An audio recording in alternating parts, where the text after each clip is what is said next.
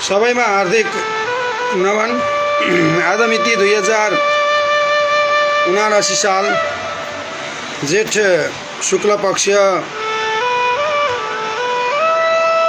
र जेठ 17 गते मङ्गलबारका दिन,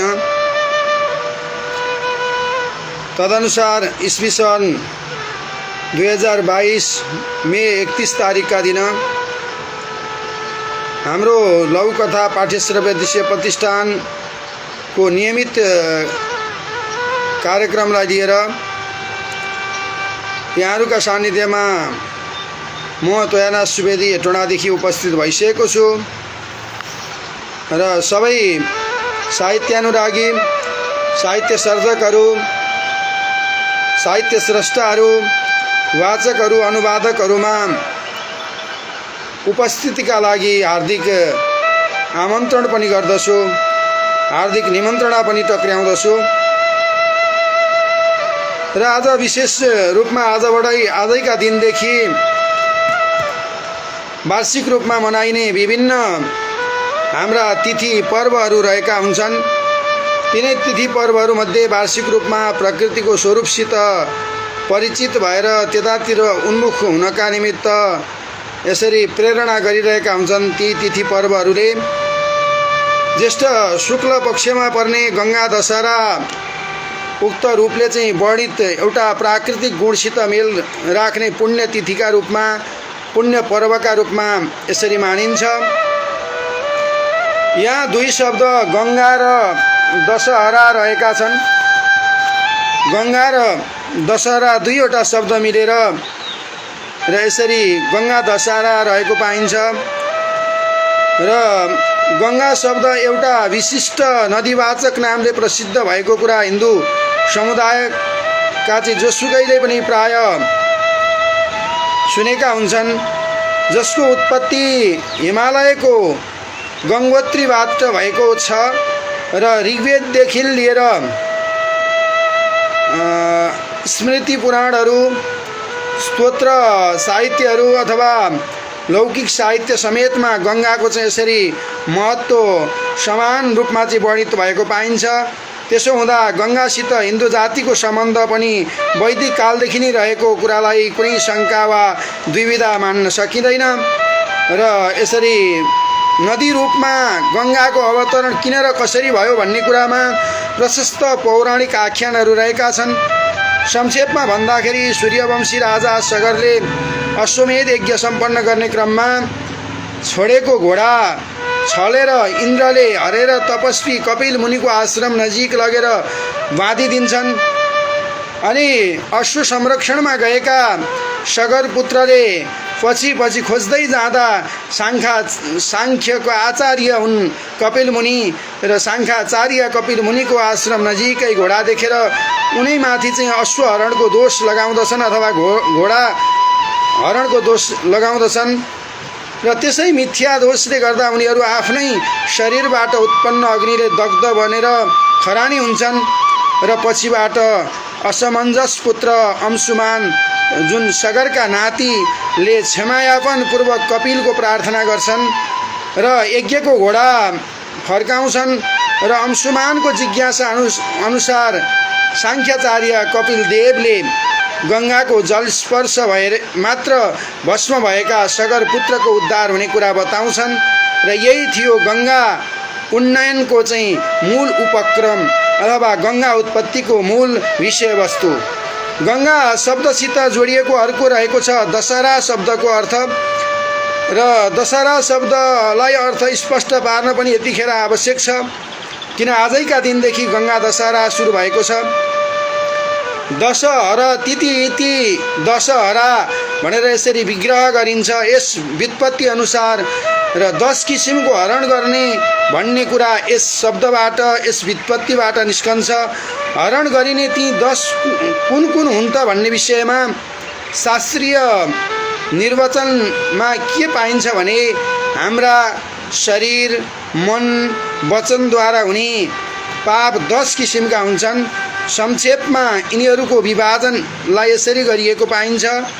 पहिलो हो अदत्त उपादान र छोटकरीमा यसलाई चोरी भन्ने पनि हुन्छ। र अनि स्वेच्छा कसैले नदिएको वस्तु लिनु र दोस्रो अविधिपूर्वकको चाहिँ हिंसा अथवा विधि र अविधि गरेर हिंसाका दुई रूप मानिएका छन् र तेस्रो हो परनारी सेवन अर्थात् व्यभिचार। यी तीनलाई शारीरिक अथवा शरीरद्वारा हुने पापमा यसरी गणना गरिएको छ। वचनद्वारा हुने पापको सङ्ख्या मानिएको छ 4। त्यो 4 के त भन्दा रुखो, झुटो, छुल्याइ गर्ने र असम्बद्ध बकवास गर्ने र त्यस्तै गरेर परसम्पत्तिमा चाहिँ लालचा राख्नु अनि अनिष्ट चिन्तन गर्नु, त्यस्तै गरेर इष्ट लाग्ने वस्तुसित चाहिँ वियोग नहोस् भन्ने अभिलाषा राख्नु, यी तीनलाई मानस पापका रूपमा गणना गरिएको छ र उक्त 10 किसिमका पापलाई नाश गर्ने भएकाले नै आजको दिनलाई चाहिँ गङ्गा दशहरा सुरुवात भएको दिन भनेर मानिन्छ। यो वर्ष दिनमा 4 किसिमका चाहिँ दशहरा हुन्छन्। एउटा आश्विन पक्षमा पर्ने अथवा नवरात्रमा पर्ने दशहरा, त्यस्तै गरेर रामनवमी शेखर चैत्रमा पर्ने दशहरा र त्यस्तै तरहले माघ शुक्ल पक्षकोमा पर्ने, जसरी त्यही समयमा चाहिँ जुन हाम्रो सरस्वती पूजा वसन्त पञ्चमी पर्दछ त्यो समयमा पर्ने दशहरा र त्यस्तै गरेर यो ज्येष्ठ शुक्ल पक्षमा पर्ने दशहरा। त्यस्तै गरेर हेमाद्री खण्डमा ब्रह्मपुराणमा यसरी उल्लेख भएको पाइन्छ, ज्येष्ठे मासी शीते पक्षे दशमी हस्त संयुतः हरते दश पापानि तस्मात् दशहरा स्मृतः भनेर यसरी बताइएको छ। ज्येष्ठ महिनामा शुक्ल पक्षमा जुन दशमी हस्त नक्षत्रले युक्त भएको त्यस्तो नक्षत्रदेखि चाहिँ सुरुवात हुने भएका कारणले गर्दाखेरि यसरी 10 पापानी जसले 10 किसिमका पापहरूलाई हरण गर्ने भएका कारणले गर्दाखेरि यसको चाहिँ नाम नै दशहरा रहेको छ। गङ्गाजीको उत्पत्ति भएर सगर राजाका चाहिँ जुन 60,000 छोरालाई उद्धार गर्नका निमित्त भगीरथले तपस्या गरेर भागीरथी गङ्गाको उत्पत्ति गरेको समय पनि अहिलेकै समय भएका कारणले गर्दा र त्यस्तै गरेर 10 किसिमका पापहरूलाई नाश गर्ने भएका कारणले गर्दा अहिलेको समयलाई गङ्गा दशहरा भनेर यसरी भनेर भनिन्छ र यही किसिमका आख्यानहरू रहेका छन् र विभिन्न गङ्गा गङ्गेतियो पुर्यात् प्राण योजनानां शतैरपि मुच्यते सर्वपापेभ्यो विष्णुलोकम सगच्छति भनेर भनेको छ।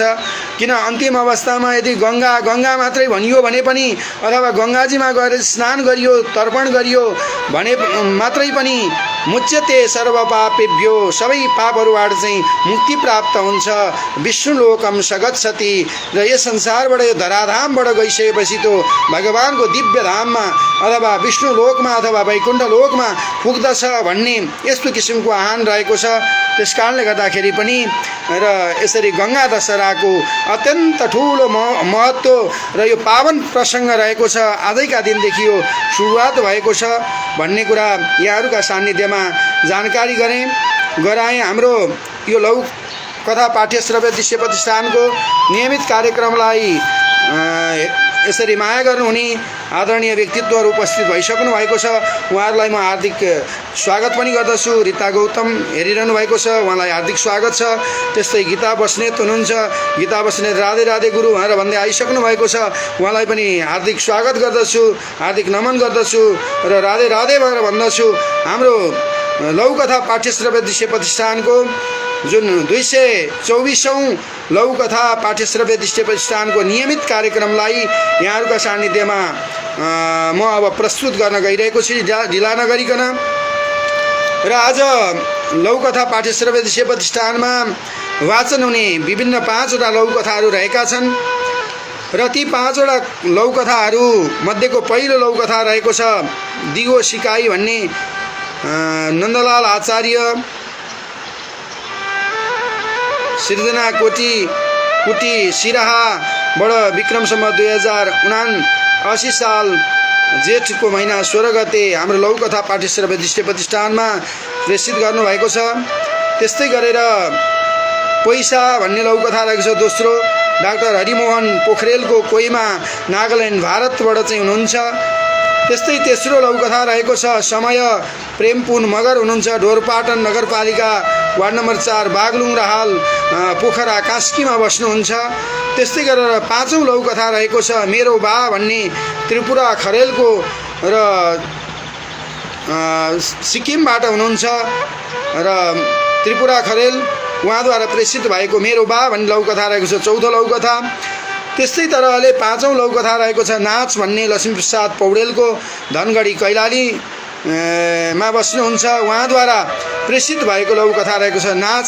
यिनै पाँचवटा लघुकथाहरूको सेरोफेरोमा रहेर यहाँहरूका सान्निध्यमा म त्वयाना सुवेदी हाम्रो लघुकथा पाठ्यश्रव्य दृश्य प्रतिष्ठानको नियमित कार्यक्रम 224औं श्रृङ्खलालाई यसरी सुरुवात गर्न गइरहेको छु र पुरुषोत्तम ढकाल पनि उपस्थित हुनुभएको छ। प्रणाम गुरुबा भनेर भन्दै हुन्छ।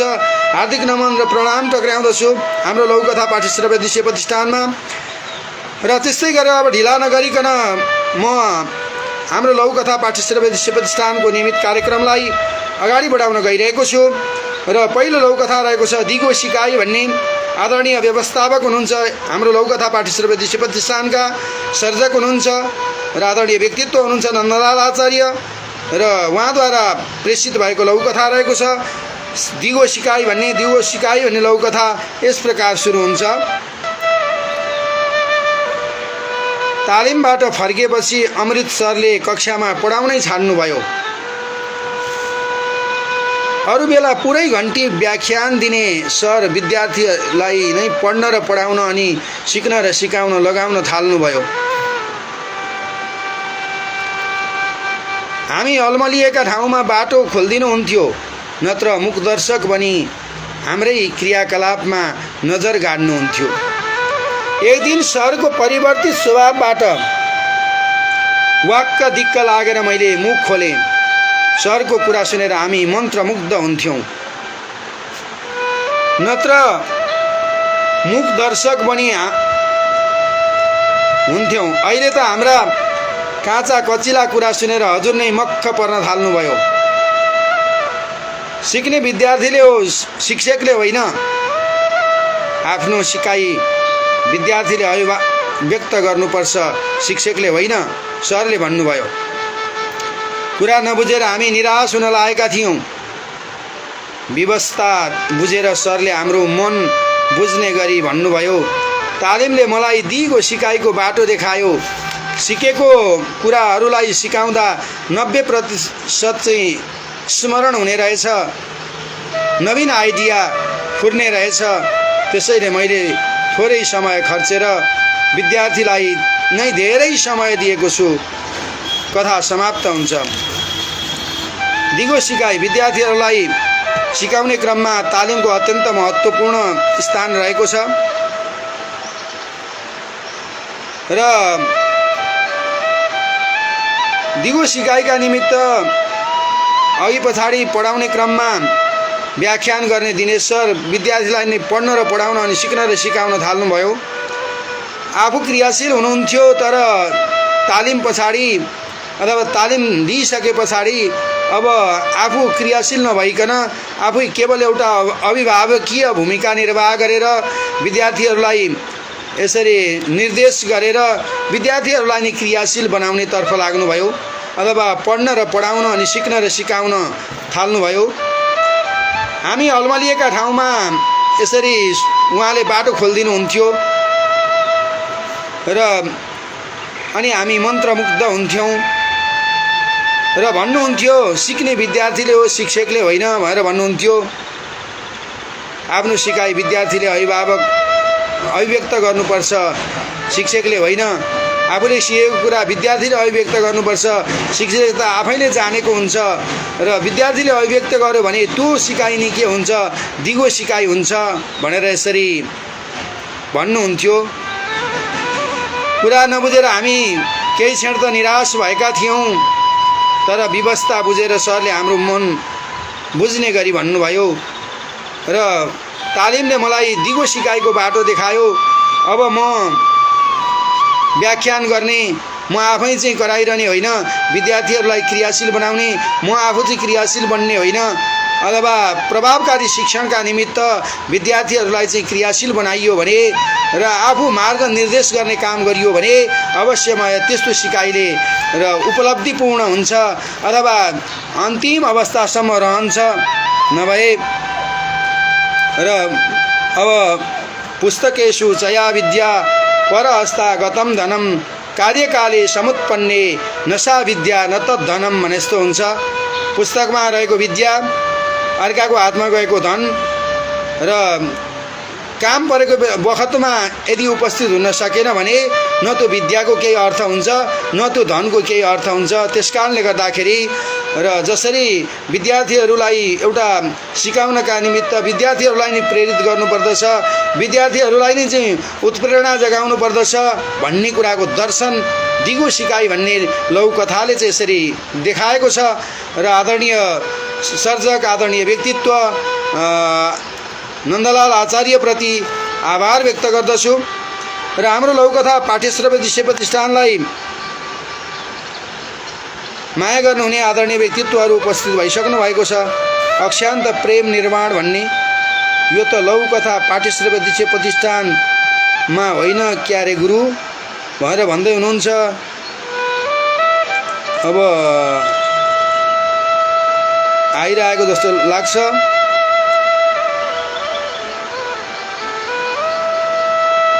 सर्ट स्टोरी ट्याब फाउन्डेसनमा होइन क्यारे गुरु भन्दै हुनुहुन्छ। अक्षान्त प्रेम निर्माण र के हो अब आइरहेको छ आउन चाहिँ यहाँ कमेन्टहरू देखिरहेको छु र कता कता कहाँ के पुगेको छ अब थाहा छैन। म पनि यो विशेष रूपमा प्राविधिक क्षेत्रमा अनभिज्ञ छु र यहाँ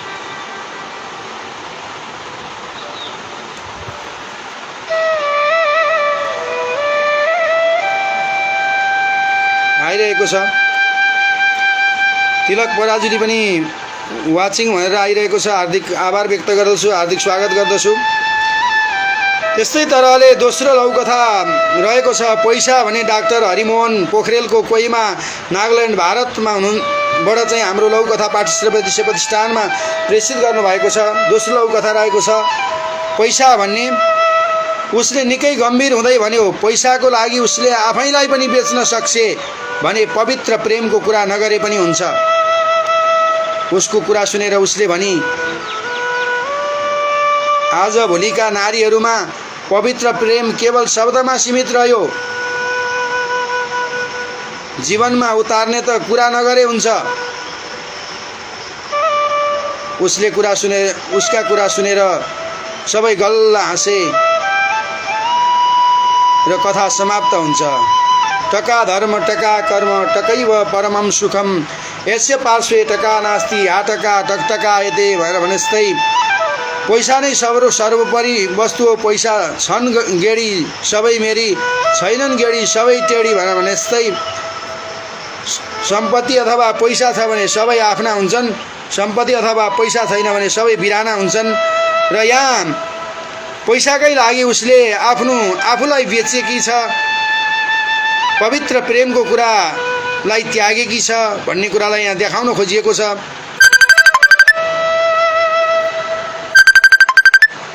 आदरणीय